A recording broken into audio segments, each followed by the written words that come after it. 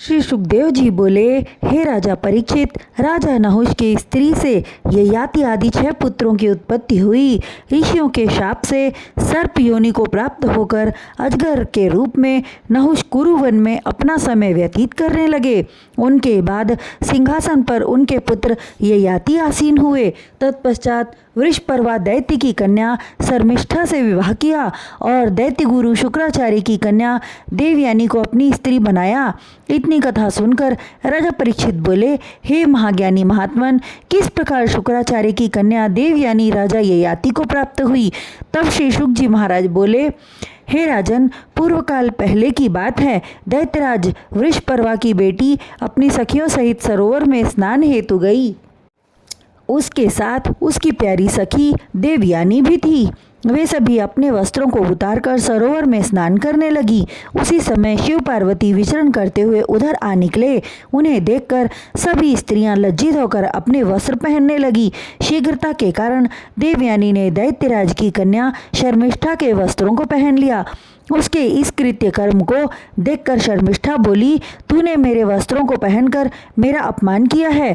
तब देवयानी कहने लगी, हे शर्मिष्ठा, मेरे पिता शुक्राचार्य की कृपा से तेरे बाप को राज्य प्राप्त हुआ है। तू मुझे हीन समझती है, जबकि तू मुझसे निम्न है। मैं ब्राह्मण पुत्री हूँ, तू मेरी बराबरी किसी भांति नहीं कर सकती। इस प्रकार उन दोनों के मध्य विवाद उत्पन्न हो गया।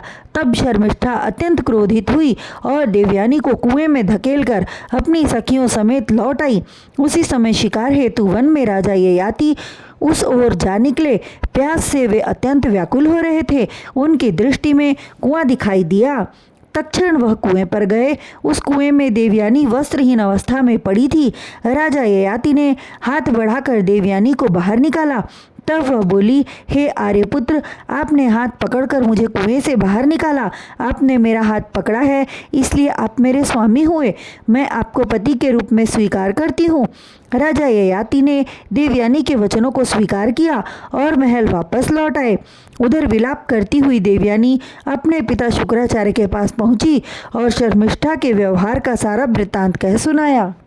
पुत्री का रुदन सुनकर शुक्राचार्य जी अत्यंत क्रोधित होकर वृषपर्वा के पास गए। जब वृषपर्वा को सारा वृत्तांत ज्ञात हुआ, तब वह शुक्राचार्य के श्राप से भयभीत होकर विनयपूर्वक उनके चरणों में गिरकर कहने लगा, हे गुरुदेव, आप श्राप न दें। मैं आपके चरणों का सेवक हूँ। आप जो भी आदेश दें मुझे शिरोधार्य है। तब शुक्राचार्य बोले, हे दैत्यराज, मुझे तुमसे अप्रसन्नता नहीं है। मैं तेरी पुत्री द्वारा किए गए व्यवहार से क्षुब्ध हूँ। मेरी कन्या देवयानी को यदि तुम प्रसन्न कर सको तो मैं यहाँ ठहर सकता हूँ। तब वृषपर्वा ने देवयानी से कहा, हे गुरुकन्या, जो तुम मांगना चाहती हो मुझसे मांग लो। दैत्यराज वृषपर्वा के वचनों को सुनकर वह कहने लगी, तुम्हारी पुत्री मेरी दासी हो। शर्मिष्ठा बुद्धिमती कन्या थी। परिवार पर आए संकट को टालने के लिए देवयानी की बात मान ली और दासी बनकर देवयानी की सेवा करने लगी। तदनंतर शुक्राचार्य ने देवयानी का विवाह राजा ययाति से कर दिया। तत्पश्चात राजा ययाति से बोले, हे राजन, वृषपर्वा की पुत्री शर्मिष्ठा कभी भी आपकी सेज पर न जाए। ययाति ने स्वीकार किया और देवयानी को लेकर राजभवन लौट गए। हे राजा परीक्षित, कुछ समय बाद देवयानी पुत्रवती हुई। शर्मिष्ठा सदैव दासी भाव से उनकी सेवा करती। समय व्यतीत होने के साथ ऋतुकाल का आगमन हुआ। एक दिन शर्मिष्ठा राज्य वाटिका में बैठी थी। उसी समय राजा ययाति वहां पहुंचे और शर्मिष्ठा के निखरे सौंदर्य पर मुग्ध हो गए। तत्पश्चात सहवास किया, जिससे उसके गर्भ में द्रहय, अनु एवं पुरु नामक 3 पुत्रों की उत्पत्ति हुई और देवयानी से यदु तथा तुवर्सु उत्पन्न हुए।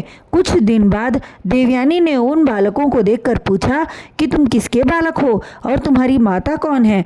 बालकों ने अपनी माता का नाम बताया और राजा ययाति को पिता बतलाया। यह सुनकर वह अत्यंत क्रोधित हुई। देवयानी वहां से निकलकर अपने पिता शुक्राचार्य के पास गई और ययाति के कृत्यों को बताया। पुत्री के दुखी होने से उन्होंने राजा ययाति को श्राप दिया, हे राजा ययाति, तू स्त्री लंपट एवं मंद बुद्धि है। मेरी आज्ञा को भूलकर पर स्त्री संसर्ग किया। इसलिए तुझे शीघ्र बुढ़ापा आ जाए। यह सुनकर राजा ययाति विनती करने लगे, हे ब्राह्मण देव, आपकी कन्या से विषय प्रसंग भोग करके अभी मैं तृप्त नहीं हुआ हूँ। इस श्राप से आपकी पुत्री का भी तो अहित होगा। तब शुक्राचार्य जी बोले, यदि कोई प्रसन्नता से अपना यौवन जवानी तुझे प्रदान कर दे और बदले में तुम्हारी वृद्धावस्था ले ले तो तुम पुनः युवा हो जाओगे। श्री सुखदेव जी बोले, हे राजा परीक्षित, शुक्राचार्य के शाप से वृद्ध बुढ़ापा हो चुके राजा ययाति अपने पुत्र यदु को बुलाकर बोले, हे यदु, विषय भोगों से मेरी तृप्ति नहीं हुई है, तुम अपनी युवावस्था मुझे दे दो। पिता के वचनों को सुनकर यदु बोले, हे पिता महाराज, मुझे युवावस्था भोगने की अभिलाषा है, अतः आपका कथन मुझे अस्वीकार है। तब उन्होंने तुर्वसु, द्रहय एवं अनु को बुलाकर कहा, किंतु उन सभी ने वही जवाब दिया। अंत में राजा ययाति ने अपने छोटे पुत्र को बुलाकर उससे युवावस्था की मांग की।